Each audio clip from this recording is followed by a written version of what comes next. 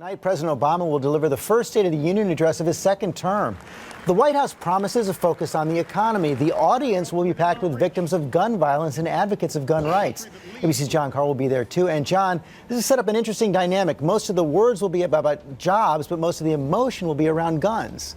Yeah, that's a good way to look at this, George, because there will be victims of gun violence throughout the visitors gallery, including in the First Lady's box. You will have somebody tied to the Newtown massacre, but also members of Congress who each only get one ticket to the gallery to give to a guest, usually a family member. They will also be giving their tickets, many of them, to victims of gun violence. But the message here is all about the economy.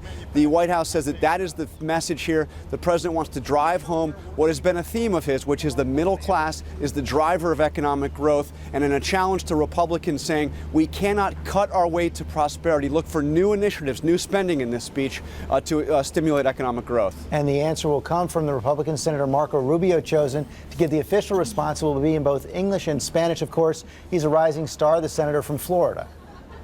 That's right, and his speech will be entirely in English, but he is pre-taping an entire response in Spanish that will go out on the Spanish language networks. Rubio's message also, George, will be about the economy. He is leading the charge for Republicans on immigration. That will be mentioned in this speech, but again, his challenge will be to the president saying we need a smaller government, maybe a more efficient government, but a smaller government. And there will be a separate Tea Party response also from Senator Rand Paul. Okay, Jon Karl, thanks very much. Diane Sawyer and I will anchor ABC's coverage of the State of the Union tonight at 9 Eastern, 6 Pacific.